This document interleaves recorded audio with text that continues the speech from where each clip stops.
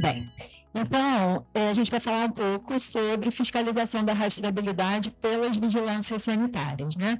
O que significa dizer que a gente vai falar sobre a fiscalização no comércio, seja varejista ou atacadista. Na maior parte das vezes, a gente faz no comércio varejista essa fiscalização, alguns comércios atacadistas, e a Renata vai ver com a experiência dela falando das ações no SEASA também. Nosso objetivo aqui é, dentro desse tempo, compartilhar o histórico da rastreabilidade, né? Então, algumas coisas são parecidas com o que já foi falado, porque o nosso tema é a rastreabilidade, né? Mas o nosso olhar, né, é de outro ponto de vista, que é da vigilância sanitária. Também fornecer orientações sobre a rastreabilidade, na verdade, reforçando um bocado das coisas que o Luciano já falou e outras coisas que é o que a gente verifica na fiscalização, compartilhar experiências, né, experiências do que a gente vem fazendo ao longo desse tempo, né, do que já foi falado nas outras duas apresentações, e sanar dúvidas dentro do que a gente conseguir sanar. Aí a gente trouxe aqui uma linha do tempo, que eu acho que não vai dar para ver direito, mas eu vou passar por ela, que também já foi apresentada em outros formatos, mas aqui eu inseri também algumas outras coisas. Então é só um resgate, né, para a gente entender como que a gente chegou nesse ponto em que a gente está hoje, né, dos trabalhos com relação à portaria da rastreabilidade. Tudo começa, né, com a criação do PARA, né, que é o Programa de Análise de Resíduos de Agrotóxicos em Alimentos, que foi em 2001. E aí, em 2003, o Espírito Santo entra para o PARA, né? Então, a gente começa aqui no Espírito Santo a realizar as coletas do PARA, né, fazendo coletas de frutas, legumes e verduras para submeter a análise de agrotóxicos. Nessa ocasião, as coletas eram feitas pela Vigilância Sanitária do Estado, né? E aí, eu estou vendo aqui uma pessoa que foi a precursora, né, do PARA, depois que o PARA veio para a capital, que é a Fernanda, e ela vai poder dizer quando que a gente começou a fazer a coleta do PARA aqui em Vitória. Me ajuda, em 2009? Acredito que foi em 2009. Então, em 2009, né, a coleta passou a ser feita pela capital, Vitória, né, que foi quando a gente entrou no PARA, e desde então a gente vem fazendo as coletas. Hoje, né, essas coletas são meio que descentralizadas, não só centralizadas na capital, mas também realizadas, além de Vitória, pelos municípios de Vila Velha, Cariacica e Serra, todos eles têm representantes aqui. E aí, na sequência, em 2017, né, foi criado o FECIAT, que é o Fórum Espírito Santense de Combate aos Impactos de Agrotóxicos e Transgênicos, e também em 2017 bombou, né, então foi criado o FECIAT, começaram a ser celebrados os termos de ajustamento de conduta que a doutora Sandra falou, e também foi publicada a portaria, né, a que a gente chama de portaria de rastreabilidade, que é essa portaria conjunta SEAG CESA 001, que é de 2017. E aí, a gente é super vanguarda, né, porque a portaria estadual surgiu antes da norma nacional, que é a Instrução Normativa Conjunta, que só foi publicada em 2018. Ela tem basicamente o mesmo texto da portaria nossa aqui, né, mudam algumas poucas coisas, mas como a gente tem essa portaria estadual, então é ela que a gente usa. Só um instante.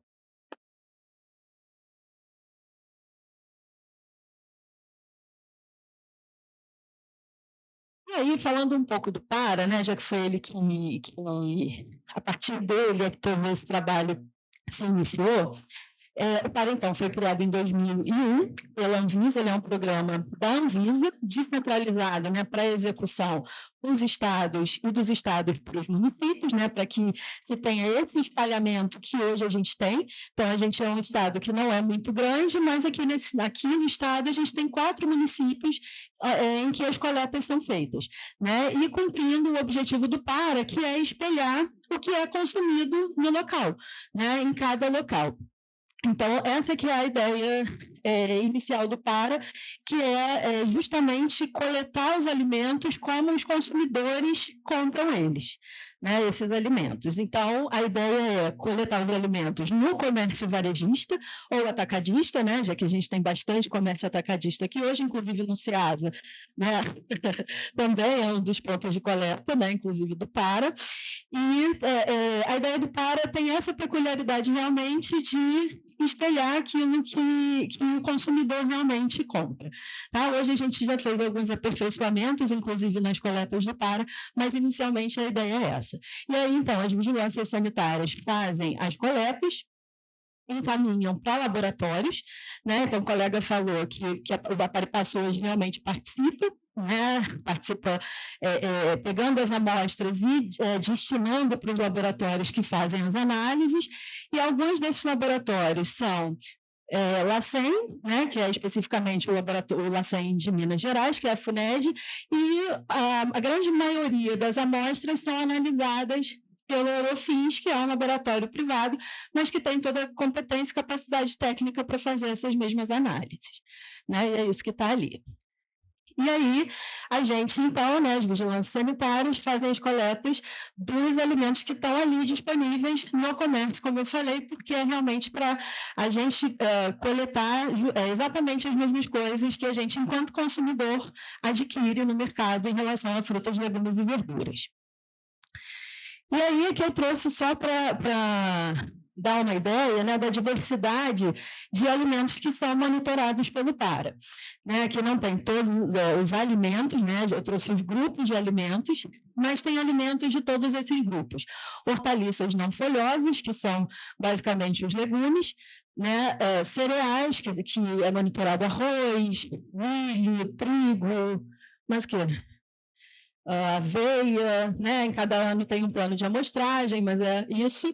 Frutas com casca comestível e outras frutas com cascas não comestíveis, leguminosas e oleaginosas, então tem feijão, soja, né? Soja é na forma do extrato de soja, amendoim, mas o quê? Acho que é isso. Raízes, tubérculos e bulbos, então batatas, aipim, né, farinha de mandioca, farinha de mandioca, alho, cebola e tal, hortaliças folhosas e café. Né? Então, para vocês terem ideia, no plano plurianual que vai né, de 2023 a 2025, que é onde a gente está agora, dentro desse período, né, que foi justamente quando o PARA retornou depois da pandemia, em 2023, durante esse tempo estão sendo, né, monitoradas 38 culturas dentro desses grupos todos. A cada ano a gente recebe um plano de amostragem que a gente precisa cumprir, fazendo as coletas, né, e a gente faz um escalonamento, né, uma escala mesmo de coleta entre os municípios aqui no estado, e cada estado também faz essa mesma organização, para que a gente tenha um panorama geral, ainda que não se tenham muitas coletas em cada local, a gente tem meio que um mapa, né, desse monitoramento no Brasil inteiro. E aí essa amostragem, né, o plano de amostragem é feito com base nos alimentos que são mais consumidos em cada local, né, com base na pesquisa orçamentária do IBGE, na POF, Pesquisa Orçamentária Familiar, né, de consumo alimentar em cada local. E também de acordo com o que tem disponível em cada local, em cada época do ano, porque nem todos os alimentos a gente tem disponível facilmente em todos os locais. Porque aqui a gente está falando de um programa que é nacional, aqui a gente tem uma disponibilidade de alimentos que é muito boa, mas pensando que na região norte, por exemplo, né, a gente não tem essa mesma facilidade, eles não têm essa mesma facilidade, o programa é desenhado, né, de forma também a respeitar as características de cada local. E aí, o mais legal é que os resultados, né, que os laudos que vêm do PARA trazem servem para uma porção de coisa, né, que é aquela coisa, assim, a gente que faz coleta, o nosso papel é pontual, entre aspas, a gente faz coleta, mas várias outras coisas acontecem com os resultados das análises que são consequência dessa coleta que a gente fez. Então, realmente, também a gente faz parte dessa cadeia. E aqui a gente traz algumas dessas coisas. Então, os resultados servem para fazer reavaliação toxicológica dos ingredientes ativos, né, dos que são encontrados com frequência ou que apresentam maior risco de consumo, enfim, restrição de produtos registrados, então, o tempo inteiro a Anvisa faz essas reavaliações e, se for o caso, faz novas regulamentações para o uso desses ingredientes ativos. Atenção para as culturas de suporte fitossanitário insuficiente, né? Então, todo mundo já ouviu falar provavelmente, né? Quando são publicados resultados de monitoramento de agrotóxicos, que o pimentão é o principal vilão quando se fala em agrotóxicos, né? Chegou uma época, um dos resultados divulgados do PARA falava que acho que 95% do pimentão estava contaminado. Só que não é essa a informação que o PARA traz, até porque a gente não faz análise de todo o pimentão que existe à disposição no mercado, né? Então a informação é equivocada. O pimentão é um exemplo dessas culturas de suporte fitossanitário insuficiente. Por que eu estou falando isso? Que o Luciano sabe disso muito mais que eu. Mas é um exemplo, porque tem muito poucos ingredientes ativos autorizados para o pimentão, e aí o que acontece é que usam outros que não são autorizados. E isso é que faz com que os resultados do pimentão sejam insatisfatórios. Entende? Oi? Não tem nenhum, pior ainda, tá vendo? Não tem nenhum. Então, qualquer coisa que usar no pimentão vai fazer com que o resultado dele seja insatisfatório. E é isso que vem no resultado e, né, a informação que é veiculada é completamente diferente disso. Enfim, né, mas os resultados do PARA também servem para estimular, né, a regularização de produtos de ingredientes ativos para culturas que têm poucos ingredientes ativos autorizados. Controle da rastreabilidade dos alimentos, né? Então, eu lembro que em reuniões do PARA de mais de 10 anos atrás, né, a rastreabilidade, bem mais de 10 anos atrás, a rastreabilidade era como se fosse um sonho. Né? Porque a gente, quando via laudos de agrotóxicos, até quando a gente fazia coleta, né, era muito difícil identificar, a Fernanda pode falar melhor que eu, né, que fazia coleta mais antigamente, era muito difícil alguma nota fiscal que a gente conseguia ver que viesse do produtor. E aí não tinha outra forma de identificar o produtor, ou de vislumbrar quem produziu aquele alimento. Né? E aí a gente discutia nas reuniões do PARA, né, no nível nacional, quando e como a gente conseguiria começar a chegar mais perto desse produtor. E aqui a gente, na verdade, conseguiu consolidar uma norma até mesmo antes do nível nacional, né? Já que a Instrução Normativa Conjunta Nacional, né, que é conjunta do Ministério da Agricultura e Ministério da Saúde, veio um ano depois da nossa norma. E também, lógico, maior qualificação do trabalho do Sistema Nacional de Vigilância Sanitária, né? Já que quanto mais normatização se tem, mais a gente precisa qualificar o nosso trabalho para verificar o cumprimento dessas normas. E os desdobramentos, né, na sequência, acabam demandando, né? Depois a gente vai falar um pouco das experiências que de ações, né, que a gente fez ao longo desse tempo, né, que se traduzem, né, se traduziram e ainda se traduzem em ações de educação sanitária e fiscalização, que sempre andam juntas, né, em alguns momentos ações de fiscalização, em outros, né, as ações do SEASA mostram bem isso, em outros momentos fiscalização, em muitos momentos as duas coisas juntas. Também qualificação de fornecedores, né? Porque à medida em que a gente vai conhecendo melhor os entes da cadeia, eles precisam se qualificar, né? Eles precisam estruturar melhor o seu serviço até para atender a norma. Ampliação dos programas de monitoramento no âmbito estadual, que é muito o que a doutora Sandra falou, né? Então, eu gostei disso do PARA do Ministério Público, porque acaba realmente virando uma terceira via, né? Por onde a gente monitora também a qualidade dos alimentos no que diz respeito aos agrotóxicos. E é um volume enorme, né, de análises que são feitas por essa via, que não é nem para o nacional e nem para o estadual. E, lógico, o fortalecimento da rastreabilidade, que, como eu falei, há um tempo atrás era um sonho e hoje já é uma realidade. Eu vou fazer uma dobradinha, mas o Luciano já falou, né, a doutora Sandra já fez a introdução, o Luciano já falou um tanto da rastreabilidade, a minha parte aqui agora é o quê? O intuito, então, é trazer tudo isso que foi falado para a vigilância sanitária mesmo, né, na nossa atuação. O Luciano já apresentou a rastreabilidade como um conjunto de procedimentos que permite detectar a origem e acompanhar a movimentação do produto, ou seja, qual é o produto, de onde ele veio e para onde ele foi, né? Basicamente é isso. Como a Flávia estava falando, gente, eu nem me apresentei, né? Desculpa, eu já emendei a apresentação assim, mas já havia, né? A Flávia já tinha falado, eu sou a Renata, eu hoje coordeno a vigilância de Cariacica, cumprimento a mesa na pessoa da doutora Sadrina, né? Cumprimento todos os colegas, os que estão aqui presentes, os que acho que voltaram, né? Estão online aí nos acompanhando. E aí, então, eu já emendo de novo. Falando sobre rastreabilidade, a gente precisa, então, ter informações sobre aquele produto que a gente vinha realizando análises, né, de resíduos de agrotóxico. Então, primeiro a gente não sabia da qualidade, depois a gente começa a analisar a qualidade desse produto e identifica que tem produtos que estão na mesa do consumidor, que estão indo para a mesa do consumidor e estão não conformes, né? E, então, como é que a gente consegue essa informação? Através da rastreabilidade, é um desdobramento, né, para que se tenha informação. Qual a importância?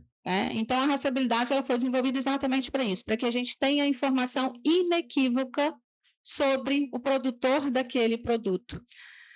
Quem foi que produziu aquele produto? Da onde ele veio? Né? E para quê? Para gerar intervenções. Né? O Luciano bem falou, a Roberta destacou aqui, quando a gente fala da rastreabilidade na cadeia produtiva, são várias pessoas envolvidas, mas em princípio, né, o que vem para a gente é, bom, se é uma contaminação de resíduo de agrotóxico, ela aconteceu no campo, é na aplicação desse produto, então não adiantava a vigilância sanitária trabalhando na ponta, identificando que havia um problema, e no final vinha essa cobrança, mas vocês não atuam lá no campo, mas a gente, né, tem que ter informação lá na ponta para fazer o retorno nessa cadeia. Então, é através dessa identificação que a gente realmente vai poder efetivar uma intervenção. Daí o papel primordial da vigilância sanitária e da capacitação da vigilância sanitária, que a gente realmente compreenda, olha, a contaminação ela vem lá do produtor, tem várias coisas que, né, vão ser controladas no campo, mas a vigilância sanitária tem um papel fundamental nessa cadeia, sim, né, porque a partir dessa informação ela vai retornar. E aí, então, a gente vai estar, que é o nosso maior papel, né, promovendo a qualidade no sentido de que esse alimento que chega à mesa do consumidor seja um alimento seguro. E, lógico, aprimorando, então, os processos. A partir do conhecimento, né, na análise, a gente pode realmente chegar numa reavaliação de processo e melhorar esse processo. E aí a portaria, que ela é de 2017, né, vamos sempre falar, a gente saiu aí na frente, o Estado, né, conseguiu publicar, participou desses debates e trouxe uma publicação, ela traz as definições, só reforçando. Quando a gente fala da portaria conjunta, né, SEAG e CESA, a 1 de 2017, nós estamos falando das frutas e hortaliças frescas. Então, são aquelas que não sofreram nenhuma transformação, nenhuma adição de outros produtos, né? Então, é aquele lá que a gente compra ali no Hortifruti, né, na Ceasa, na bancada. Ela traz, então, a definição, a portaria de cadeia produtiva, ela traz a definição de ente. O que é essa cadeia produtiva? Né? Quem participa dessa cadeia produtiva? Então, é toda pessoa física ou jurídica, pública ou privada. Muitas vezes tem assim, não, eu sou pequenininho, eu sou só um CPF. Você faz parte dessa cadeia produtiva. Você é um dos entes, do elo dessa cadeia. Unidade de consolidação e lote consolidado, né? O Luciano bem falou aqui a importância disso, porque trazendo aqui, então, para a nossa prática, né, da vigilância sanitária, quando a Flávia fala da coleta, e aí nós somos muito questionados, né, mas quem era o produtor, da onde veio essa informação? E até hoje, quando finalmente a gente consegue a informação, a gente ainda tem questionamentos, porque às vezes eu chego lá num lote consolidado e falo, mas eu não vendi para essa pessoa, tem muito questionamento ainda. Então, é muito importante, né, que a informação do produtor, ela realmente ocorra a movimentação desse produto até a nossa ponta, onde a gente está fiscalizando, e lembrando que os lotes consolidados, às vezes eu tenho de um mesmo produtor um lote que passou por condições diferentes de plantio, e aí ele teria que ser um lote consolidado, ou eu tenho de mais de um produtor. Muitas vezes é a realidade hoje que a gente enfrenta na Ceasa. Eu tenho um pequeno produtor e eu vou juntando aquela produção de vários produtores, e aí vai formar, então, né, um lote consolidado. Quando a gente tem alguma distribuidora, ali, uma unidade de consolidação que ela é bem estruturada, ela vai reunir, a gente espera aqueles dados, e eu vou ter informação de onde que é aquele lote consolidado. Mas, às vezes, sai no nome de um produtor, né? Não se faz essa informação, não se garante. Então, reforçando, ela se aplica, né, a portaria a toda a cadeia produtiva. Então, é do produtor, é o distribuidor, é o varejista, é a central de abastecimento, né, a Ceasa, são as feiras, são os beneficiadores. Essa informação tem que fluir, e aqui a parceria é muito importante, né? A vigilância sanitária, hoje, né, no início, a gente pensou, essa palestra, né, a doutora Sabrina falou muito assim, era um trabalho que a gente vinha fazendo na vigilância sanitária, verificamos a necessidade, muitas vezes, de capacitar as vigilâncias, porque tem pessoas aqui que, né, eu conheço há algum tempinho, desde a Fernanda, que é lá do Para, né, lá atrás, tem de todas as vigilâncias, mas a gente sabe que ainda existe no serviço público uma certa rotatividade, né? Então, por isso que a capacitação é continuada, frequente, né, da atualização, mas para alguns até, muitas vezes, é novidade. Às vezes a gente se sente aqui repetitivo, né, com tantos eventos, com tantas palestras, mas a gente sabe que volta e meia tem uma pessoa nova entrando, né, nesse circuito. Renata, e a parceria... acrescentando a sua informação, no relatório que a gente fez sobre as vigilâncias sanitárias, tinha município que no primeiro relatório conhecia a portaria da rastreabilidade. E aí, de repente, no segundo relatório já não conhecia mais. Então, né, só acrescentando aí. A gente acredita que seja por causa de mudança da equipe, né? A importância de ter um trabalho continuado, né? E aí, aqui, quando a gente olha o âmbito de aplicação, a gente vê vários entes, né, do lado de lá, que estão fazendo parte da cadeia produtiva, e os vários entes que estão ali prestando serviços, né, a par e passo, os órgãos de fiscalização, né, desde o lado da agricultura. Então, sim, Roberta, né, a gente fica o tempo todo, quando faz as ações, cadê, né, a agricultura, onde está, porque fica esse sentimento, às vezes, para a vigilância sanitária, mas já era chegando aqui, assim, identificado, né, e ser mantido, né? Ou quando está no distribuidor, aí está lá dentro da nossa esfera, mas então essa questão do lote consolidado, ou de manter a informação, mas é um esforço conjunto, né? Como falou aqui também a doutora Sandra, o Luciano também, a fazenda, né? Que é muito importante por causa da nota fiscal, né? Então, o PROCON que está aqui, né? Que teve aqui mais cedo, também conversamos muito, porque é um direito do consumidor essa informação.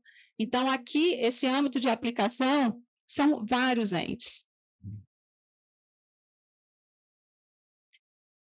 E aí, identificação das frutas. Então, elas têm que ter a identificação. E aí, a gente fica, às vezes, né? Acho que talvez como vigilância sanitária, tanta dificuldade é uma etiqueta.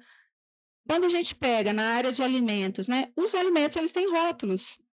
Eu fico pensando assim, gente, mas é um paralelo. A etiqueta da rastreabilidade é um rótulo do alimento, né? Imagina, hoje em dia, um alimento embalado, você falar que não vai ter um rótulo, não é nem só a informação obrigatória, que é o fornecedor, não. Você falar que você não vai ter ali uma rotulagem nutricional, né? E aí nos remete até essa questão realmente da sensibilização do consumidor, né? Porque hoje o consumidor, ele pega um alimento embalado, ele começa a procurar, cadê a rotulagem, né? Obrigatória, quem que faz, de onde ele veio, ele olha a informação nutricional. Então, a conscientização do consumidor realmente ela tem um papel fundamental, né? Que a gente fala, é o outro fiscal, né? O que vai optar pelo produto e ele vai ter escolha. Então, a rastreabilidade para aquele empreendedor, para aquele produtor que tem essa visão de futuro, ele vai falar, não, meu consumidor, ele vai ser um consumidor fiel, ele vai ver o meu produto, ele vai, né, ter a garantia, vai ter a segurança do meu produto. Então, é importante essa identificação, e aí existem várias formas, elas têm que estar. Então, são produtos frescos, são, né, produtos que não são transformados. Eu fiz aqui um comparativo, mas de toda forma, ele vai estar. Então, tem alguns que são embalados, mas se ele não está, ele vai estar em caixa, seja na caixa plástica, seja na caixa de papelão, ele vai estar em sacaria. Qualquer tipo de embalagem, ele precisa ter a informação da rastreabilidade, que é a identificação dessas frutas e hortaliças. Então, pode ser, né, a etiqueta impressa como por escrito, o Luciano trouxe aqui tamanho, né, algumas fotos mais até próximas, ou QR Code, ou código de barra, ou outro sistema, sempre reforçando. Não é obrigatório ter o código de barra, não é obrigatório ter o QR Code, mas tem que ter a informação. E aí, a vigilância sanitária, ela tem que ter essa informação. Essa informação aqui, ela tem uma diferenciação. Lá para dentro da área, né? Na hora do estoque, que eu estou verificando, que eu estou fazendo uma fiscalização com relação àquele estabelecimento, se ele está mantendo a rastreabilidade. Então, a gente, né, desenvolveu até um checklist que vai ter exatamente o que ele precisa ter ali. Durante a fiscalização, é importante que a vigilância sanitária utilize, né, tem um modelo, que ela tem um modelo à parte de verificação da rastreabilidade do hortifruti, ou que ela insira no seu roteiro de fiscalização, nos questionamentos, mas que ela não deixe de inserir, para que ela não deixe de fiscalizar essa situação. Então, tem lá, o produto, a identificação do produto. O Luciano já colocou aqui no slide, né, reforçando essas informações, mas é importante na fiscalização não só verificar a presença de uma etiqueta, mas é realmente se é um código de barra, um QR Code, fazer a leitura, né, ou a leitura visual, porque a gente muitas vezes chega lá, nossa, tem um monte de etiqueta, para ler. Não, é mamão ou é abacaxi? É manga ou é maçã, né? Mudou, não, um produto já mudou, já rodou, e aquela etiqueta permanece ali, né? E é um trabalho que às vezes a gente fala, né? É até um pouco cansativo. Você vai lá, orienta, fala, não tem. Aí você chega na outra semana, nossa, aí tá tudo bonitinho. Aí passa um tempo, bom, ele já veio, já retornou, já verificou, de volta para fazer outra fiscalização, cadê? Não está mais ali, já voltou a manga a ser mamão, a maçã, já desvirtuou tudo. Então, mas ao mesmo tempo, eu falo assim, se um dia eu vim aqui e ele conseguiu fazer tudo, então é possível, né? Então, a gente fica assim, então é possível fazer. Dá trabalho, faz parte daquele produto, faz parte daquele processo, daquele empreendimento que, né, a pessoa optou por fazer. Então, precisa realmente ser adotado. E a tecnologia, ela não para, né?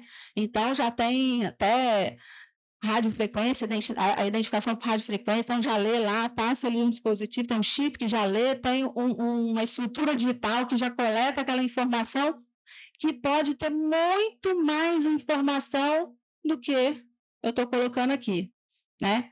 Pode ter da quantidade, da movimentação, do tempo, do clima, quando ele foi plantado, pode ter um monte de coisa. Então, assim, é um movimento, né, que a gente espera, acredita que veio para ficar, e a gente pode e deve cada vez mais evoluir. E aí é importante que nós, como vigilância sanitária, né, e aí todos, eu acabo falando muito para a vigilância sanitária, que era, né, o nosso ponto ali principal a partir da pesquisa, mas é importante a gente estar sempre se atualizando. Às vezes a gente ouve o tempo e fala, já sei tudo. Para dar uma lida, gente. Hoje a gente tem a internet aí que tem uma facilidade, precisa, lógico, ter um discernimento para avaliar, que tem muita coisa, né, que ruim, que não se aplica, mas com o nosso conhecimento a gente consegue fazer, acho que essa avaliação, mas é bom estar sempre estudando, porque o mercado vai evoluindo. E quanto mais ferramentas, mais tecnologia, costuma também esse custo, né, acabar, ele vai ficando mais acessível, por assim se dizer. E aí a diferenciação, né? Existe ali na hora da nossa fiscalização a identificação do produto, como eu falei, dentro do estoque, e para o consumidor. Então, para o consumidor em si, na gôndola lá, já na exposição à venda, a informação já é outra, não precisa necessariamente ter toda aquela informação. Lógico que ele pode ter etiqueta com código de barra, com QR Code, que eu vou conseguir ver tudo aquilo que eu falei, mas minimamente, lá na gôndola tem que ter o nome comum da espécie ou a variedade, banana prata, né, o nome do produtor primário ou da unidade de consolidação, se for, né, um lote consolidado, o município e estado de origem, ou se ele foi importado, o país de origem. Então, essa informação, ela é diferente. E aí que a gente ressalta, né? No momento da coleta do produto, que a vigilância sanitária faz, essa coleta não acontece, não deve acontecer aqui na gôndola.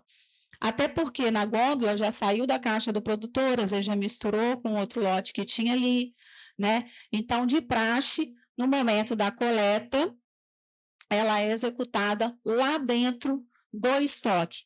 E, na realidade, muitas vezes, né, essa coleta ainda é, né, Flávia? Costuma ser informada, orientada. Por quê? É a gente ter a certeza de que aquele produto é o que a gente está coletando, que eles não mexam mesmo, que eles não misturem as caixas quando elas chegam para a gente fazer a coleta. É interessante, né, saber disso, a coleta ela ampliou, tem mais vigilâncias fazendo, mas esse conhecimento é interessante porque, às vezes, o produtor, alguém que teve uma coleta, começa a falar assim, não, a vigilância vai lá, coleta, pega em outro produto, pega com a mão suja, coleta um produto contaminado e depois pegou o meu produto. Fernanda está aqui, né, a coletora nossa lá, nutricionista de Cariacica, ela faz a coleta, ela está aqui só assim, porque começa, não era o meu produto, não, pegou o produto de outra caixa, não, pegou com a mão contaminada, pegou em outra coisa e sujou o meu produto, não. Então, a gente é muito questionado, né? A doutora Sandra, a gente até conversando agora recentemente, doutor, mas eu não vendi para essa pessoa. Mas a gente pega os dados da nota fiscal, então você tem o seu nome, né? Em alguns momentos, a gente sabe, infelizmente, que isso pode estar acontecendo. Às vezes a gente pega, né, e lá na Ceasa, tem lá um produtor, ele tem um monte de produto, ele fala que tem um monte de produção, você vai lá né, no campo, cadê? Não, só tem banana, não, mas aqui fala banana, maçã, abacaxi, milho, cadê o resto, né? Então, a rastreabilidade, ela vai trazendo também essa responsabilização, porque antes a informação não fluía, não chegava, antes eu só tinha um produto contaminado, agora eu começo a identificar, então assim, quando precisou identificar, eu dou meu nome. Ah, tiro nota fiscal, você não tem? Eu tenho, eu coloco aqui o produto. Então, isso o mercado ele precisa se organizar, porque essa informação, e não é só pela informação errada, é porque eu não consigo identificar qual é aquele produtor que está precisando de uma orientação. De uma orientação técnica, né? De uma orientação, saber que ele tem que ter um agrônomo, que ele não pode usar esse produto no outro, né? O agrotóxico em outro produto, porque tem uma receita para que ele faça uso, né? Então, essa informação ela precisa estar disponível e a vigilância sanitária no momento da coleta, ela tem este cuidado. Agora, a informação que vai constar é a informação que vai ser entregue para a vigilância sanitária. Né? Agora, sim, daquela caixa, daquela caixa está com aquela informação, tudo aquilo vai ser transcrito para o que a gente chama de termo de coleta e ofício. Então, a importância dessa disponibilidade da documentação, que eu já tinha, né, vim falando, mas que ela tem que estar lá disponível e que ela tem que refletir a realidade, né? Então, a importância não só lá do produtor, mas do distribuidor, do comércio varejista, de todos esses entes. A nota fiscal, então, ela tem que ser guardada por 5 anos, tem que estar, né, bem legível, não pode ter rasuras. E aí, isso parece que não, mas é uma dificuldade, porque imagina, aí você tem lote, você tem número de nota fiscal, a gente coloca o número da nota fiscal, a gente tira cópia dessa nota, né? E às vezes a gente recebia umas notas também apagadas, olha, não estou conseguindo ler, tem que mandar de novo, né? Porque hoje tem os CDs, né? Tem as centrais de distribuição, então às vezes você chega num comércio varejista e a nota não está lá Por isso que a gente fala, é informado, é orientado, porque ele tem que resgatar tudo isso com o setor de compras, né? E a importância da qualificação e do setor de compras entender tudo isso também, né? Então, todos os campos têm que estar, né, necessários para identificar e localizar os emitentes destinatários, tem que estar preenchido, né? Tem que ter a descrição certinha do produto, de todos os produtos, a quantidade já faz parte mesmo da nota, mas essa documentação, ela precisa, né, estar organizada, né? Precisa estar lá em algum local que possa ser mantida, ela tem que ser guardada por um tempo. Então, é importante até que as empresas elas tenham essa metodologia de organização, porque imagina, são 5 anos que aquilo ali vai ter que estar guardado. Então, durante a fiscalização, a gente vai conseguir, com essa informação, ter exatamente, né, naquele ponto onde a gente está fazendo a fiscalização, onde a gente está fazendo a coleta, tem que ter a informação do ente anterior da cadeia produtiva, do ente, né, posterior, e aquelas informações, nome, razão social, CPF, inscrição estadual ou CNPJ do produtor, o endereço dele ou da unidade de consolidação e o nome da espécie ou lote consolidado. Tudo isso faz parte da fiscalização. Então, quando a vigilância sanitária vai fazer a fiscalização deste distribuidor, deste comércio, ela tem que entrar lá dentro do estoque, não é só olhar a etiqueta. Renata, nós vamos fazer aquela variedade de alimentos. Gente, é por auditoria, como muita coisa que a gente faz em vigilância sanitária, né? E a gente tem um dedinho, né? A gente vai, às vezes, num comércio, né? Vamos no hipermercado. A gente tem como olhar todos os produtos? Não tem, gente. Eu lembro que uma vez eu falei assim, gente, você vai passando, você fala, esse aqui. Nossa, vencido, gente, por que eu peguei esse? Mas, né, a auditoria, ela é assim, mas cada vez que eu vou em cada fiscalização, bom, eu já vi esse aqui, agora eu vou ver o outro, e aí é importante a gente, né, fazer o registro disso numa fiscalização para que a gente possa ir variando, né, como eu falo assim, ó, tem empresas que têm, a gente tem empresas que tem 40, 50 veículos que fazem transporte, a gente consegue fazer os 50 veículos para licenciar? Não, mas eu vou fazer algumas placas. E aí eu vou anotar as placas que eu fiz. Então, eu vou fazer auditoria de alguns produtos. E aí eu vou lá no meu processo registrar quais foram os produtos e tentar a cada ida, né, fazer uma rotatividade daquilo que eu estou fiscalizando. Tá? É importante essa organização que a gente tanto cobra para fora, a gente também ter para dentro.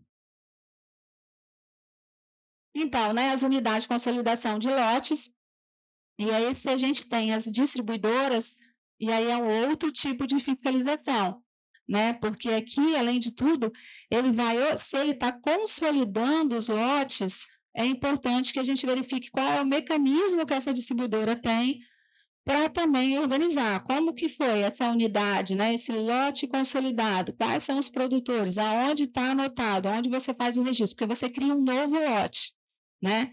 Então, eu tenho o lote R, né, o lote F, e aí eu vou compor um lote agora S.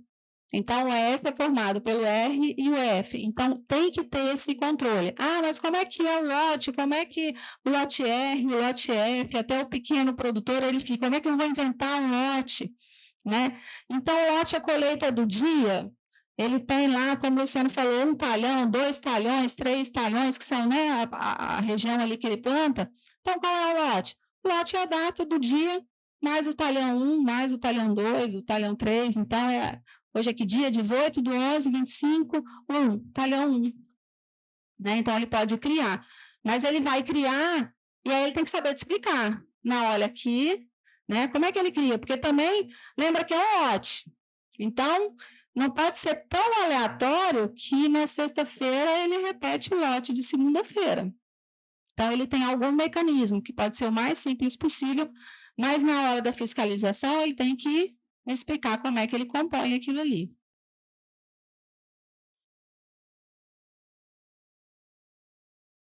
Então, as informações necessárias, né? A data de entrada dos lotes de produto na unidade de consolidação, a identificação dos produtos, nome comum da espécie, vegetal, variedade. Ah, isso é besteira. Não, lembra que também tem isso. Você não pode...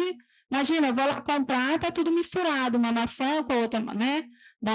tem que estar separado, cada variedade daquela espécie tem que estar juntinho.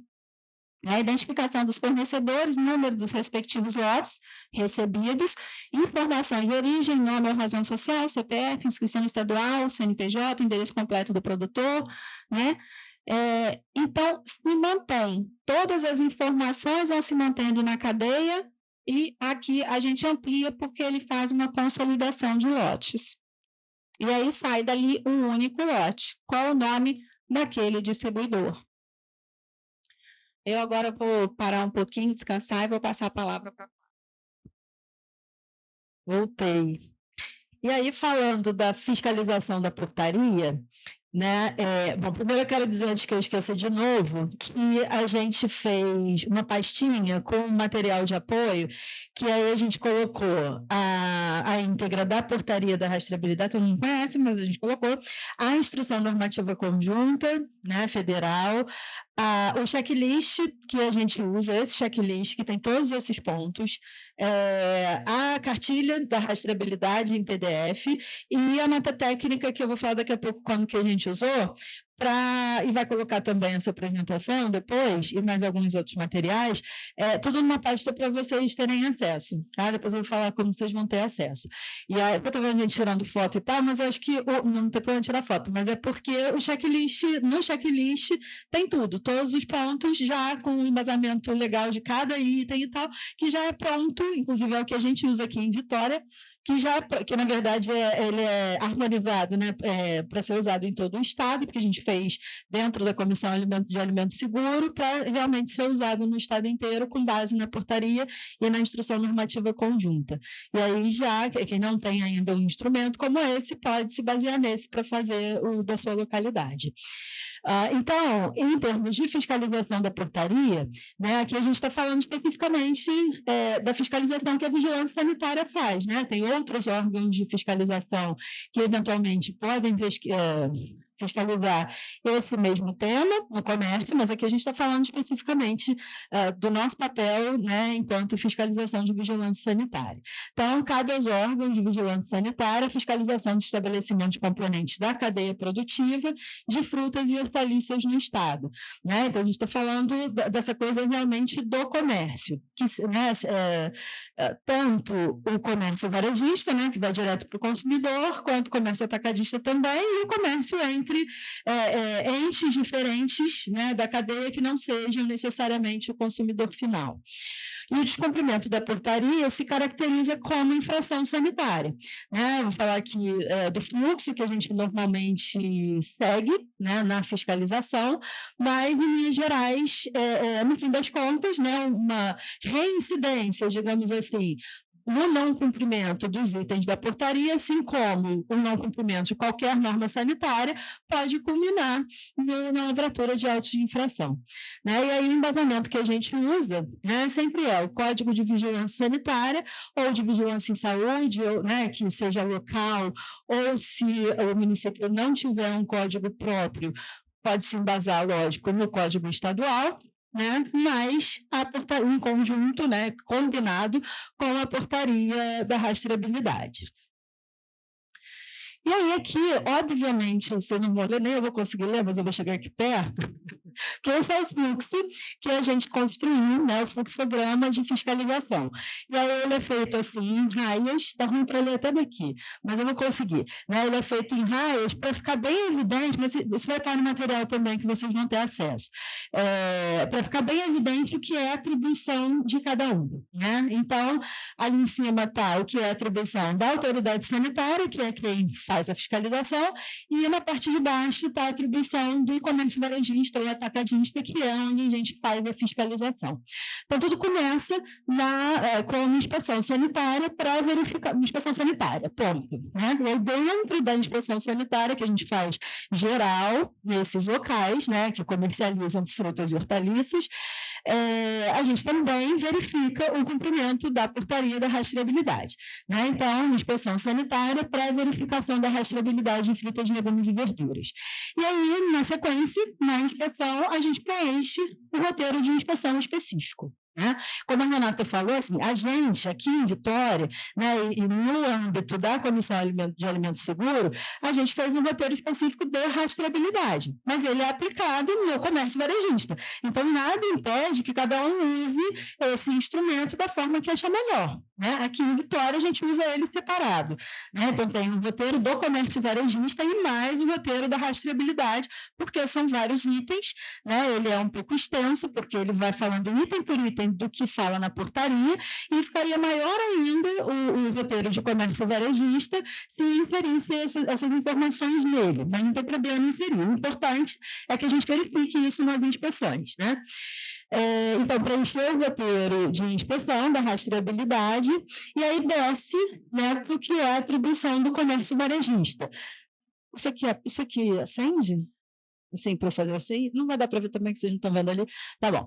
E aí desce lá para a raia do comércio varejista, que quando a gente preenche o roteiro e solicita o que precisa solicitar para que efetivamente a portaria seja cumprida, cabe ao comércio, né, ao local que está sendo inspecionado, cumprir a portaria conjunta, né? E aí, quando a gente vê o cumprimento, né, da portaria, que está ali, requisitos cumpridos, aí a gente só mantém o monitoramento desse local. Mas nós, como fiscalização, acredito que isso seja comum a todos os lugares, na grande maioria das vezes, numa primeira inspeção, a gente normalmente verifica o não cumprimento ou um cumprimento insatisfatório, digamos assim, da portaria, né? E aí a gente vai, então, para a segunda opção, que é requisitos não cumpridos, e aí a gente, então, solicita a adequação, né? Solicita o que precisar ser solicitado para que esse estabelecimento cumpra a portaria, com base no roteiro, né? Porque o roteiro vai falar item por item da portaria. E aí a gente solicita tudo o que precisa. Se é na área de vendas, a identificação do que está sendo exposto ali nas gôndolas, a apresentação de nota fiscal convivente com o produto que está ali à venda, porque isso acontece muito, né? A última coleta que foi feita, a primeira nota fiscal que foi do PARA, né? A primeira nota fiscal que foi apresentada era de, acho que 5 ou 6 dias atrás. Provavelmente não era mais o alimento que estava sendo coletado. E aí a gente fica lá, perde um tempão, até que apareça uma nota mais condizente com o que está sendo coletado, né? Mas aí é o que a Renata falou, é a responsabilidade de cada local manter o controle e apresentar a informação fidedigna. Se não é informação fidedigna e houver um problema, né, e a gente precisar ter outros desdobramentos, né, outras ações como desdobramentos, quem foi apresentado como responsável é que vai ser realmente responsabilizado por aquele produto. Então tá, aí a gente normalmente, né, notifica, então, né, solicita as ações corretivas. Nesse documento a gente concede um prazo, né, aqui em Vitória esse documento é a notificação, né, onde a gente solicita as ações corretivas e dá prazo, e aí depois desse prazo a gente retorna para fazer uma nova inspeção, vendo tudo que está ali no fluxo, tá? Então a gente retorna para fazer a inspeção. E o comércio cumpriu o que foi solicitado, aí a gente passa a monitorar ele, né? Então, ele cumpriu e aí, dali a um tempo, eu volto e monitoro de novo. Se ele não cumpriu, aí já cabe autuação, né? Porque eu já falei para ele o que ele tem que fazer, já dei prazo para ele fazer e voltei e ele não fez, já cabe autuação, lavratura de auto de infração. Tá? Eu não costumo fazer isso, eu dou 3 chances, eu autuo na mesma hora. Isso aqui é o fluxo que é o mais usual de acontecer, porque eu acredito que todas as vigilâncias tendam a trabalhar assim, primeiro orientando, concedendo prazo, a não ser em caso de risco iminente à saúde, né? Conceder o prazo, né? Dar o tempo para que aqueles ajustes sejam feitos e retornar e verificar o cumprimento. Tá? Peraí. Então, lavratura do auto de infração, e aí quando eu lavro o auto de infração, eu retorno de novo para verificar quando finalmente a portaria vai ser cumprida. E aí eu fico nesse ciclo até que eu veja o cumprimento de tudo. Normalmente, eu vou falar da experiência aqui em Vitória, é que a gente nunca que eu me lembre, a gente nunca chegou a autuar, porque sempre que notifica e dá prazo, que foi a mesma coisa que a Renata falou, né? A gente notifica, dá prazo, e quando retorna, o que foi solicitado foi cumprido. Daí a um tempo, descumpre, mas aí a gente reinicia o ciclo, né? E por aí vai. Né? Isso não significa que nunca vai ser autuado, lógico, né? Significa que até hoje não precisou de autuação. Enfim. E aí é isso. E aí, quando finalmente tudo é cumprido, aí entra no monitoramento e aí o ciclo se reinicia. É isso que está ali no fluxograma. E aí, falando das ações... Oi? Até só ajudando aí nessa parte de fiscalização, complementando, a gente realmente tem tido essa atuação, né? Que o Sistema Nacional de Vigilância Sanitária tem cada vez mais trabalhado, né? Para uma questão orientadora. Ainda tem a questão da lei da liberdade econômica, principalmente quando a gente trabalha, né, com o produtor rural, com o MEI, porque existe a questão da dupla fiscalização, e as coletas também, a gente não tinha nem lembrado disso, mas as coletas, a maior parte das coletas, quando a vigilância sanitária faz, são as coletas de orientação, porque para ser a coleta fiscal, ela tem todo um trâmite, tem que ter testemunha lá no laboratório, ou o cara vai mandar um representante, não é aquilo que a gente tem para toda...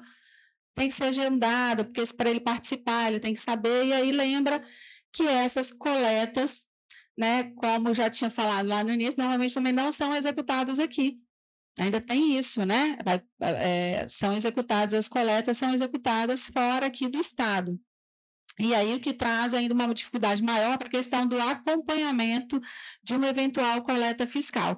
Mas a gente já fez, né, algumas vezes, com muita dor de cabeça, né? Quem faz uma coleta fiscal na rotina já sabe que não é fácil quando a gente trabalha com a senha aqui, porque quando ainda é ótimo quando ela senha aqui, pensando comparativamente, é muito tranquilo que você tem que ligar e falar, olha, quando que vocês vão fazer a análise? Aí você tem que notificar aonde você fez a coleta, o detentor do produto, aí você tem a questão do fornecedor lá, você tem que falar para ele que a coleta vai ser realizada tal data, tal hora, tal endereço. Então, tem essa dificuldade, mas a gente já teve, sim, aí nesse sentido de coleta fiscal, acho que a gente até teve, sim, autuação, e teve autuação de, agora eu lembrei, né, me recordei, a gente teve coleta de fiscal que realmente resultou em autuação, mas também esses laudos, mesmo insatisfatórios, eles têm dado esse desencadeamento dos TACs, né? Então, só lembrando que está tudo conectado, ainda que não tenha em alguns momentos essa autuação ali direta da fiscalização, embora depois a gente vai passar aqui para as ações envolvidas e a gente já teve alguma coisa assim na SEASA, né? De autuação, mas só... Aí só fazer uma observação, que já estava até na minha listinha aqui para fazer, de que, lembrando que as instâncias são autônomas, Sim. né? Então, ainda que não seja uma análise fiscal, coleta fiscal, enfim, que não decorra de uma medida administrativa, de poder de polícia da vigilância sanitária, a esfera civil do Ministério Público, quiçá criminal, porque não deu tempo de eu falar, né? Expor a venda, ter em depósito e vender produto em próprio consumo é crime da Lei 8.137. É porque, como a gente quer regularizar o mercado de consumo, se a gente não está nem pondo uma sanção civil, que dirá criminal. Isso aí fica lá, né? Por uma questão que não é o ambiente que a gente tem aqui, que é um ambiente autocompositivo. Então, assim, só para lembrar que às vezes a gente faz algum ajuste aqui no modelo da coleta para que facilite que essas instâncias autônomas possam rodar, leia-se, né? Para que os TACs possam ser celebrados. Tem muito debate, né? E aí, independente dela ser fiscal... E aquela declaração, Renata, que a gente tem... Isso que eu queria que você falasse. Porque, assim,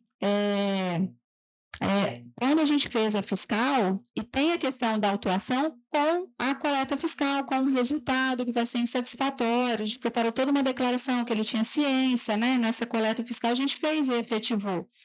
Mas também destacando assim...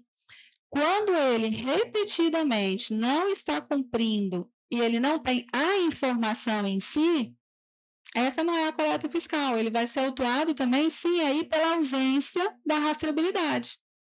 Não tem a informação. Né? É só porque a gente trouxe esse adendo aí, porque eu me recordei dessa dificuldade. Mas a gente chegou sim a fazer a fiscal, porque a gente criou uma declaração para ele ter ciência de onde que ia acontecer, de que ele poderia acompanhar, entrar em contato com o laboratório. Mas, assim, no sentido de, estamos aqui, a proposta ela é mais orientadora, o que a gente quer, né? Eu acho que sempre o que a vigilância sanitária quer é que, no final, o produto seja seguro, né, para o consumidor e que traz garantia também, qualidade, para quem fornece, desde o produtor ao distribuidor, ao comércio varejista, né? Mas a gente vai atuando nessa linha, quase, a gente fala, né? Tem uma coisa que a gente repete muito, vigilância sanitária, está gravando, mas é o enxugar gelo. Mas a gente tem que entender que isso tem um efeito, os obstáculos são muito grandes, mas o impacto das nossas ações, às vezes a gente fala, né? A gente está falando aqui de 9 anos, demora, mas tem um resultado. Se lá atrás a gente tivesse falado assim, isso não vai dar certo? Ah, já tentei. A gente estava lá atrás há 9 anos, né? Então, assim, não é fácil, mas a gente tem um resultado, a gente tem tecnologias aí que podem ajudar muito, né? Nesse sentido aí. E aí as ações. E aí, quanto às ações desenvolvidas, né, a gente trouxe aqui o que vem acontecendo desde a criação do fórum, desde a criação do Fórum e da Comissão de Alimento Seguro, né, e o que foi sendo criado no âmbito da comissão. Né? Então, a gente desenvolveu, além da própria portaria, né, alguns materiais educativos, né, que um deles é a cartilha, que a gente já falou. Em paralelo à cartilha, a gente desenvolveu uma nota técnica e um checklist, porque na sequência a gente pensou, né, isso ainda lá quando a portaria ainda estava com os prazos vigentes, né, para aqueles grupos de cultura começarem a atender a portaria, a gente aqui em Vitória fez um piloto que a gente chamou de diagnóstico e utilizou esses materiais educativos para ajudar a gente no diagnóstico. Esse diagnóstico a gente fez utilizando para a identificação, né, dos locais aqui em Vitória que comercializavam frutas e hortaliças frescas, uma lista que a CAPES forneceu para a gente, que era dos estabelecimentos filiados à CAPES e até de vários não filiados à CAPES, de uma forma que a gente conseguiu ter um panorama de praticamente todos os estabelecimentos que comercializavam esse produto aqui em Vitória. Aqui em Vitória isso é mais fácil, entre aspas, porque é um território bem pequeno, né, e então foi, assim, não é que foi fácil executar esse diagnóstico e percorrer todos esses estabelecimentos, mas dentro de um determinado espaço de tempo a gente conseguiu fazer isso. A gente foi em todos os estabelecimentos que comercializavam naquela época, isso foi em 2018, né, frutas e hortaliças frescas, aplicou o checklist e distribuiu material educativo na primeira inspeção, na primeira visita, né? A gente chamou de visita técnica, porque não era uma ação de fiscalização, né? Era uma ação de detecção mesmo do cumprimento da portaria. Como naquela época a portaria era muito recente, muitos locais nem conheciam a portaria, e foi a oportunidade de a gente apresentar, na forma dos materiais educativos, a portaria para o comércio, né? Aqui no caso, o comércio varejista. E aí a gente preencheu o checklist, depois de um tempo a gente retornou em todos esses lugares e verificou a diferença, né, da primeira para a segunda visita. E aí a gente viu, tem alguns registros disso, mas a gente não trouxe aqui, eu só quero mencionar que a gente fez esse diagnóstico e que foi um momento muito interessante, porque foi realmente um momento de orientação, né? Que se a gente fizesse uma palestra, por exemplo, para explicar a portaria de rastreabilidade, certamente a gente não conseguiria chegar, né, alcançar com a informação todos os locais que a gente, indo em cada local, conseguiu alcançar, né? Então, foi a forma que a gente encontrou de levar a orientação para esses locais. Foi muito legal, mas o que quebrou isso foi a pandemia que veio logo depois. E aí eu acredito que, do mesmo jeito que a gente viu um declínio, né, digamos assim, no cumprimento de várias normas sanitárias no decorrer da pandemia, isso também aconteceu com a portaria de rastreabilidade, né, infelizmente. Mas esse diagnóstico foi muito interessante, porque a gente se fez presente no local lá da operação, né, mas sem fazer fiscalização, levando a informação. Na sequência, a gente fez fiscalização, né, mas inicialmente foi levando a orientação mesmo, já que era uma norma muito nova naquela época. E aí depois, né, Cariacica replicou, né, essa coisa do diagnóstico, e eu vou falar das outras coisas, depois você fala da sua coisa do SEASA, tá? Além, né, do diagnóstico e de fiscalização, a gente costuma fazer, né, e trocar figurinhas, né, entre quem se interessa, enfim, e onde a gente consegue alcançar treinamentos com equipes, né? Então eu já fui lá conversar com a equipe de Cariacica para falar sobre coleta mesmo de amostra, o Estado já deu capacitação para a gente, né? Inclusive como é chama? Prático, né, no campo, né, em supermercado, de aplicação do checklist de rastreabilidade, acredito que outros municípios também já tenham recebido, então esses treinamentos também qualificam, né, vão qualificando o nosso trabalho, e a outra grande coisa, né, que também foi iniciada na Comissão de Alimento Seguro, e é um trabalho que eu acredito que vai ser permanente, é a consolidação dos dados de coletas que vêm nos laudos, né, independente da origem dessa coleta, se é paranacional, paraestadual ou TAC, a consolidação desses dados dos laudos numa planilha unificada, né, que é um trabalho puxado, né, pesado, porque é um trabalho de resgate de laudos antigos, né, que a gente já vem fazendo, e a alimentação constante dessa planilha com os laudos que vão surgindo. Né? Então, até os laudos que saíram esse ano do PARA já estão entrando nessa planilha, mas continuam entrando laudos, né? À medida em que a gente consegue esclarecer algumas informações de laudos que geram dúvida, né? Para evitar que a gente alimente essa planilha com informações que não estejam bem categorizadas, né? Ainda tem muitos laudos mais antigos que ainda não acompanham essa planilha, mas a ideia é que com essa planilha a gente tenha uma visão geral de tudo que já foi monitorado aqui no Estado. Foi. Não, no Estado, tá? De todo mundo que faz coleta. E aí é paranacional, então do paranacional, só do paranacional aí já vai ter coisa, né, de um tempo para cá, dos 4 municípios que fazem, né? Para estadual também, né, descentralizado, foi descentralizado. E os TACs também, que acontecem em vários lugares. Deixa eu apresentar uns dados aqui, mas ele é eterno, né? Então a gente sempre que tiver oportunidade vai apresentar.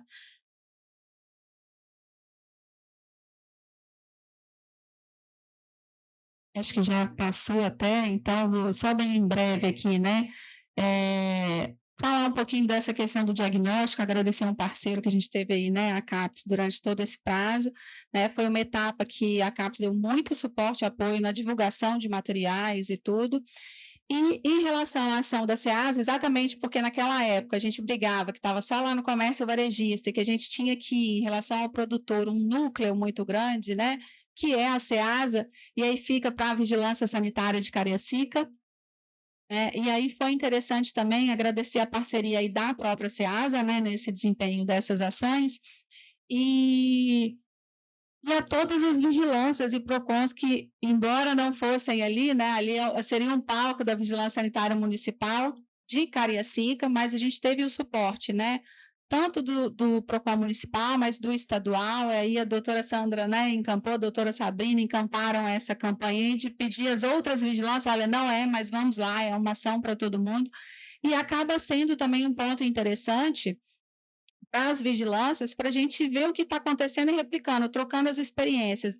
E ali a gente viu assim a dificuldade que é. Se a gente achava que no comércio varejista havia uma dificuldade, quando você lida ali com aquela quantidade de produtores, né? Tem outros entes ali, né, que estão.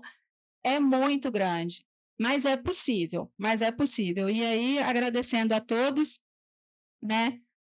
A gente teve umas ações ali também que se iniciaram em Cariacica, primeiro pelo diagnóstico e depois dentro da SEASA. E o interessante foi que a gente começou a levar essas coletas para dentro da SEASA, porque é um questionamento até quando a gente faz essa coleta de produtos, seja hortifruti ou outros produtos, às vezes a gente tem a vigilância, quando a gente pega a marca, produto industrializado, a gente fala assim, nossa, Cariacica coletou, Vitória coletou, Serra, Vila Velha, todo mundo coletou a mesma marca de produto, vem tudo, né? Então poderia ter se ajustado para coletar marcas diferentes e ver produtores, e a gente falou, lá está centralizado. Então a coleta, quando ela vai para a SEASA, e a ajuda de todos que foram lá junto conosco, né, fazer essa semana que a gente chamou, né, em março de 2024, a gente teve a primeira semana da rastreabilidade, foi esse ponto de orientação, ajuda também, o que é muito importante a gente estar destacando aqui, é a uniformidade de atuação da vigilância sanitária, porque a gente está muito próximo. Né? A gente fala para o Estado, mas quando a gente fala, então, Grande Vitória aqui, e não adianta, os produtores também estão todos englobados, é muito próximo. Então, é muito importante que a gente fale a mesma língua. Tá? Então, essa foi uma ação interessante que permitiu esse intercâmbio, né? Não só com as vigilâncias, mas com a agricultura, né? O Luciano também sempre esteve lá fazendo as palestras, né? Tivemos mapa, fazenda, PROCON, dando essas instruções. E aí é o que a gente fala, aquele nosso eterno ciclo. Nós tivemos a primeira... Quando a gente fez a Semana da Rastreabilidade em março de 2024, a gente não sabia que era a primeira semana. Aí, né, esse ano, doutora Sandra, em junho, olha, vamos fazer a segunda semana. Eu falei, nossa, vai ser anual, né? Mas é importante, é o trabalho de formiguinha, mas que ele tem um resultado. Muitas vezes, pode ser que essa nova ação, ela fale assim, olha, em algum momento a gente sentiu isso, parece que não evoluiu. Mas até o parece que não evoluiu, às vezes é o momento de a gente falar como é, o que a gente precisa rever, o que a gente precisa refazer. E aí a cartilha, Rona, ela entrou num debate, numa discussão, será que é a cartilha? Vamos mudar a cara? Ninguém mais olha a cartilha, todo mundo está acostumado. A gente pensou até assim no visual dela, porque uma coisa que você já leu, você não lê mais. Você não lembra nada do que está escrito ali, mas você olha, essa aí conheço, antiga, não sabe nem o que está escrito mais. Então, a gente pensou assim, até a questão visual mesmo, né? Trazer para o empreendedor, para o consumidor, para a fiscalização. Muitas vezes a gente fala, já ouvi esse tema. Às vezes a gente fica para ir num treinamento e fala, mas eu sei, pode saber muito, mas eu tenho costume assim, eu sempre acho, todo treinamento, toda capacitação, seminário, congresso, às vezes é de um tema que eu sei. Ou ele reforça o que eu sei, mas sempre tem uma coisa nova. E mesmo que não tenha coisa nova, gente, só o estímulo de você ver uma pessoa que você não vê há muito tempo, um colega seu, você volta renovado. Então, a importância desse movimento nosso, para a capacitação nossa, mas entender esses movimentos que a gente faz de fiscalização, que realmente a gente sabe que às vezes é um passo para frente, um para trás, mas depois a gente dá 2 para frente, tá? Então, e quando a gente vê, quando a Flávia falou aqui do PARA, mais de 36, de 38 culturas, nessa ação aqui com o apoio do Ministério Público, foram mais de 32, né, culturas analisadas. Então, é um trabalho grande. E aí, bem, o que a gente está querendo, sim, é reunir a outra coisa que a gente vem discutindo muito. Como reunir esses dados? A Flávia, eu vou passar, ela vai passar rapidamente os slides, que está todo mundo já em cima da hora, mas eu acho que essa parte é bem legal, né? Se não ficar, não recebe material. Para ver alguns desses resultados, tá? Só para vocês terem ideia, mas a proposta é a gente conseguir compilar isso, já pensamos num sistema, alguma coisa, que aí fica para a vigilância e para o consumidor, para que ele tenha acesso, né? Porque quando o fornecedor e o produtor souber que os dados vão estar mais divulgados e de uma forma que a sociedade consiga consumir essa informação, né, a responsabilidade de trabalhar direitinho vai ser porque eu vou começar realmente em algum momento a associar aquele alimento ao produtor, é o direito meu, eu quero saber quem forneceu um produto que estava não conforme, ou quem forneceu um produto que estava conforme, né? É a última vez, hein, gente? Prometo. Aqui eu trouxe, né? A gente trouxe os dados dessa planilha consolidada que eu falei antes, né? Então, aqui, né, tá ali, ó, número de laudos por ano.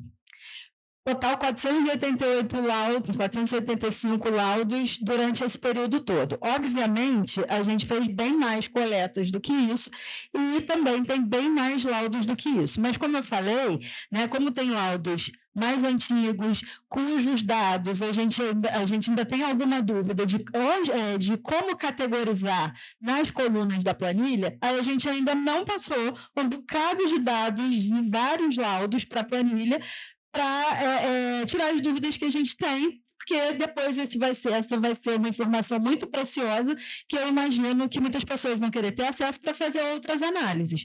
Para evitar informação errada na planilha é que a gente está construindo ela com bastante cuidado, tá? Então, parece que são números pequenos, mas, na verdade, o que a gente tem é bem maior que isso, mas isso aqui é o que já tem na planilha hoje, né? Então, de 2017, apenas um laudo, mas também não significa que a gente só fez uma... Nem sei por que só tem um, né? Mas, enfim, né? Mas não significa que a gente só fez uma coleta, e aí essas coletas vão subindo, vão caindo justamente em 2020 por causa da pandemia, depois vão subindo por causa dos taques até voltar a ficar mais ou menos na média com a tranquilidade maior da pandemia e com a retomada do PARA. Por programa, mesma coisa. Não significa que o PARA estadual só fez uma coleta, porque lógico que não foi, tá? Mas os laudos do PARA estadual normalmente são trabalhados no Estado, né? Na vigilância do Estado, e a gente não teve acesso a esses laudos para colocar na planilha unificada, por isso que essas informações não estão ali. Do PARA nacional, como Vitória fazia coleta, só a Vitória até quando? Acho que até antes da pandemia, depois da pandemia já voltou com outros municípios participando, então aí o acesso é mais fácil para esses laudos, então é o que tem a maior quantidade de laudos já na planilha, né? E os taques do Ministério Público também não foram só 175, foram muito mais, mas eles também estão sendo alimentados na planilha nesse momento, então por isso que esse número ainda vai crescer muito. Esse ainda falta laudo, tem muito laudo que não chegou do TAC. Falta também, né? Mas, enfim, isso é o que a gente tem agora na planilha. E aí, só para ter uma ideia, né, dos municípios que aparecem na planilha de alguma forma, Vitória é o que mais aparece, porque é o que vem fazendo coleta do PARA desde o início, né, desde quando essas coletas foram passadas para a capital. E aí, só de um tempão depois que só a gente fazia, é que outros municípios passaram a fazer coletas e tiveram também os outros desdobramentos, como os TACs, por exemplo.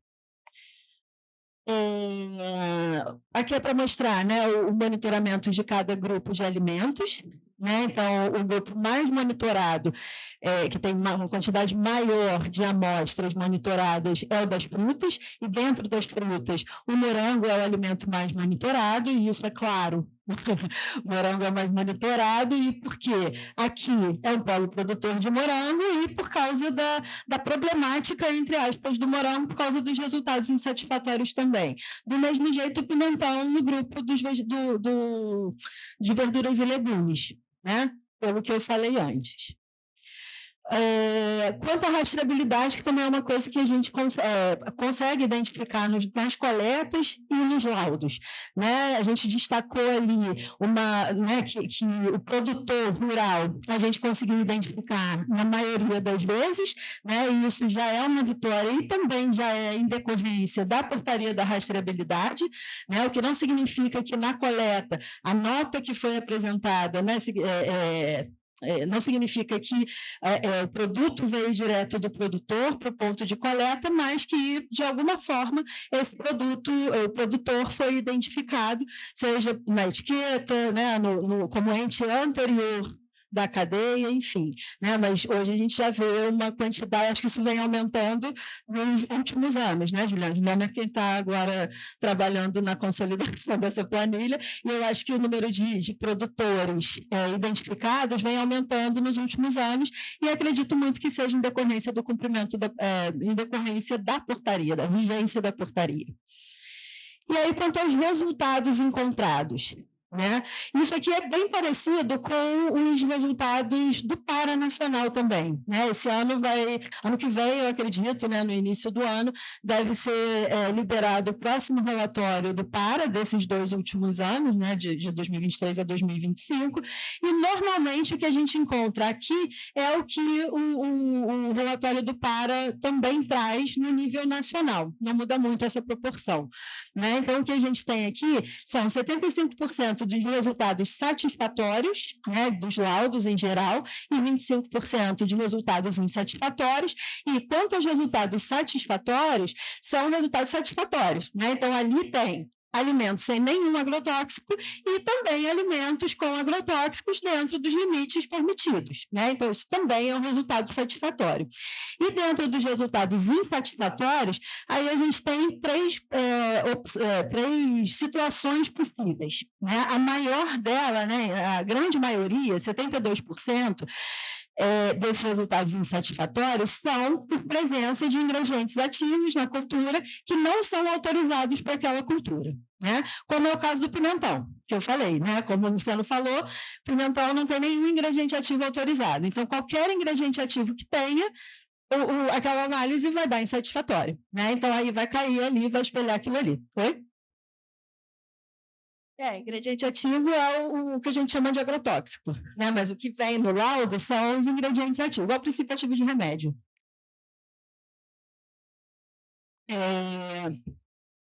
Em segundo lugar, dos resultados insatisfatórios, que são aqueles 20%, são dos resultados dos ingredientes ativos que estão acima do limite máximo de resíduo permitido para aquela cultura, né? Que significa um ingrediente ativo que é permitido para a cultura, mas está acima da quantidade, né? Então, aquilo que a Tereza perguntou e o Luciano respondeu, né? Pode ter tanto, mas aí eu quero tirar muito, né? Eu quero eliminar muito a praga, eu vou botar 3 vezes mais. Então, o que pode ter está em maior quantidade. É esse o resultado. E 8%, que é a minoria, apresenta as duas coisas ao mesmo tempo. Tanto ingrediente ativo não autorizado para a cultura, quanto ingrediente ativo acima do limite máximo de resíduo. E agora? E aí, acabou. E eu trago sempre, né? Eu gosto de trazer uma reflexão para a gente ir para casa pensando, né? Que a gente falou algumas vezes sobre isso, que a reflexão é a seguinte: por vezes sentimos que aquilo que fazemos não é senão uma gota de água no mar, mas o mar seria menor se nos faltasse uma gota, né? Então a gente, né, pensa, trabalho de formiguinha, é mesmo, e vai continuar sendo, né? Agora, se eu não fizer, vai ter menos ainda, né? E é isso, tá, gente? Então, acho que a gente já encerra,